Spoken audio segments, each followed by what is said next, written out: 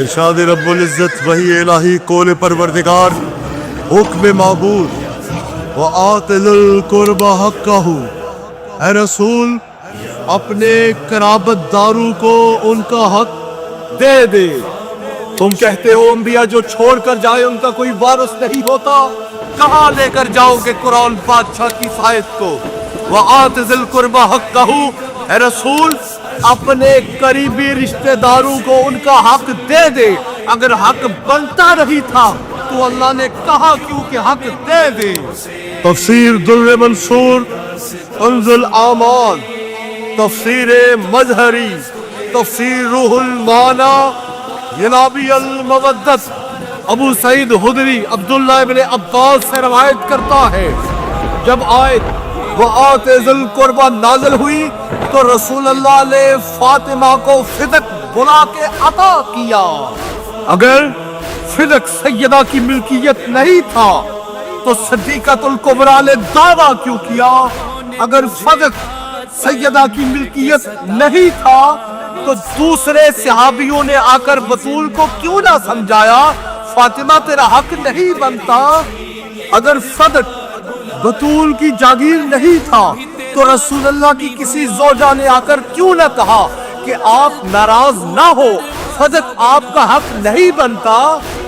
اگر دعوی ملکیت جناب زہرا صحیح نہیں تھا تو وہ موجود تھا جس کے متعلق رسول اللہ نے کہا تھا علی تو میرے علم کا دروازہ ہے، وہ موجود تھا جس کے لیے پیغمبر نے کہا تھا میں تم میں سب سے بڑا قاضی چھوڑے جا رہا ہوں، وہ موجود تھا جس کے متعلق قرآن نے کہا وَكُلُّ شَيْءٍ نَحْسِنُهُ فِي امام مبین۔ اگر بطول کا حق نہیں تھا تو علی کا حق بنتا، فاطمہ کو سمجھاتے، بطول نہ حق مانگنے جاتے نہ حق بنتا نہیں۔ علی کی خاموشی اور علی کا گواہ بننا ثابت کرتا تھا کہ علی کو بھی پتا تھا وہ حق فاطمہ تھا۔ اگر دعوی حبہ صحیح نہیں تھا صدیقۃ الکبریٰ کا بقول ملاؤ تمہارے، تو وہ جو جنت کے سردار تھے وہ حسنین، وہ جو قرآن بادشاہ کے بقول، وہ جو قرآن سائی کے بقول محمد کے بیٹے تھے، تو وہ جو مصطفیٰ کے بیٹے تھے جنہیں قرآن نے مباہلے میں اللہ کی توحید کا گواہ بنایا، وہ گواہی دینے آئے تھے ہماری ماں سچی ہے۔ اگر حق نہیں تھا فاطمہ کا تو حسن حسین کہہ دیتے اماں تیرا حق نہیں بنتا، حسن حسین کا گواہ بن کے آنا ثابت کرتا ہے وہ حق کے فاطمہ تھا۔ اگر کہتے ہو انبیاء کی وراثت نہیں ہوتی تو جاؤ پھر غیرت مند بنو، ان آیات کو کہاں لے کر جاؤ گے؟ ووارث ہو سلیمان و داؤد، سلیمان داؤد کا وارث تھا، یارثنی و یارث من آل یعقوب، اور زکریا کہتا ہے مجھے آل یعقوب کا وارث عطا کر، اور دو نبیوں کی دعائیں ہیں ہمیں وارث عطا کر۔ تیری حدیث کہتی ہے نبیوں کے وارث نہیں ہوتے، اب تو بتلا سچا اللہ کا قرآن ہے یا تیری حدیث ہے؟ اگر حق نہیں تھا بقول تمہارے تو صدیقۃ الکبریٰ نے گواہوں کے طور پر علی کو، حسن کو، حسین کو اور ام ایمن کو کیوں پیش کیا؟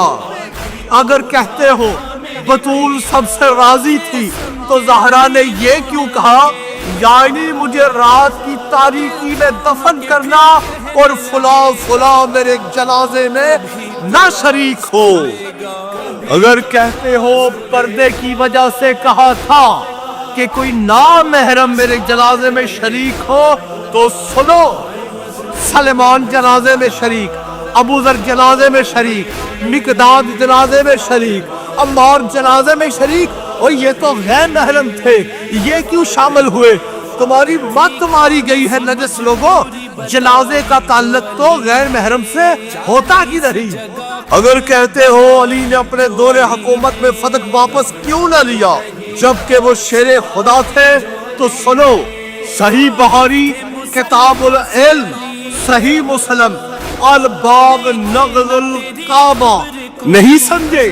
رسول اللہ نے کہا تھا مسلمانوں کی اماں سے میرا دل کرتا ہے کہ میں کعبے کو گرا کر دوبارہ نئے سرے سے بناؤں، کعبے کے 2 دروازے بناؤں، ایک سے لوگ داخل ہوں، دوسرے سے نکل جائے۔ بناتا اس لیے نہیں ہوں کہیں تیری قوم تازہ مسلمان ہوئی ہے وہ کافر نہ ہو جائے۔ چلو، علی تو شیر خدا تھے، رسول اللہ صلی اللہ علیہ وآلہ وسلم کا تو کلمہ پڑھا تھا امت نے، پھر رسول اللہ نے کیوں کہا مجھے ڈر ہے تیری قوم کافر نہ ہو جائے؟ علی نے سنت رسول پوری کی، صدق واپس نہ لے کر کہ کہیں لوگ یہ نہ کہے علی لوگوں کی جاگیریں چھیننا شروع ہو چکا۔ کیا تم بھول گئے رسول اللہ نے کہا تھا میں تم میں 2 ثقلین چھوڑے جا رہا ہوں، ہم وزن ہم پلہ، ایک جیسی، اللہ کی کتاب اور اپنی اہل بیت۔ اگر تم نے ان دونوں کی اطاعت کی تو میرے بعد گمراہ نہ ہوگے۔ اللہ کا رسول تو کہتا ہے میں تم میں اپنی اہل بیت چھوڑے، پھر کہتے ہو کہاں لکھی ہے حدیث ثقلین؟ تو سنو، تفسیر در منصور، تفسیر الحاضان، تفسیر غرائب القرآن، تفسیر کبیر، تفسیر روح المعانی، بیدارو سارے، جامعۃ الصغیر، صحیح مسلم، نسیم الریاض، شرح شفا، المستدرک، ترمذی، المعجم الصغیر، صواعق المحرقہ، لغات الحدیث، تحفہ اسرار الاشریہ، کنز الاعمال، ان یا کافی نے یا اور دسا۔ اور جب گواہ وہ بن کے آیا تھا جس کے متعلق رسول اللہ نے کہا تھا العلی مال حق والحق والی، علی حق کے ساتھ ہے، حق علی کے ساتھ ہے، تو بابا حق سے تو گواہ مانگا ہی نہیں جاتا۔ آپ جس سے چاہے محبت کریں، آپ کا حق بنتا ہے۔ علی اور علی کے گھر کی محبت زبردستی نہ اللہ نے دی نہ کوئی دے سکتا ہے، یہ تو نصیبے کی بات ہے۔ سوال بس اتنا، آپ تو رسول کے مرنے مرتے ہیں، آپ تو کہتے ہیں جو رسول اللہ کے شالوں پر کالی کملی تھی وہ کعبے کے غلاف سے بھی افضل ہے، آپ تو کہتے ہیں کہ رسول اللہ کی نالین ہمارے سر کا تاج ہے، تو میرا پھر سوال اتنا ہے، رسول اللہ نے کہا تھا فاطمہ بذات منی، فاطمہ میرے جسم کا ٹکڑا ہے، فاطمہ میرے جگر کا ٹکڑا ہے۔ اور بابا جب تم نالین کو سر کا تاج بناتے ہو، وہ جو محمد کے بدن کا ٹکڑا تھا اس کو تم جھوٹا کیسے کہہ سکتے ہو؟ کیا تم نے رسول اللہ کا وہ فرمان بلا دیا؟ کیا تمہیں وہ قول رسول بھول گیا جب میرے رسول نے کہا تھا میری اہل بیت کی مثال تم میں ایسے ہے جیسے نوح کی کشتی تھی، جو اس میں سوار ہوا وہ نجات پا گیا، جس نے کشتی چھوڑی وہ ظالم بھی ہوا، ہلاک بھی ہوا۔ پوچھتے ہو حدیث سفینہ لکھی کہاں ہے؟ تو سنو، کنز الاعمال، المعجم الصغیر، مستدرک، نزول الابرار، تاریخ بغداد، المعارف، صواعق المحرقہ، مشکوٰۃ شریف، حلیۃ الاولیاء، تفسیر در منصور، اور اس کے بعد کچھ نہیں کہنا میں نے اس کے سوا۔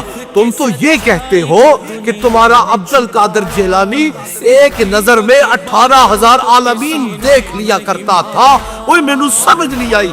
تمہارا غوث اعظم پوری دنیا دیکھ لیا کرتا تھا، جناب زہرا صدیقۃ الکبریٰ فاطمہ ام الحسنین کو یہی پتہ نہ چلا کہ فدق میرا حق بنتا ہے کہ نہیں بنتا؟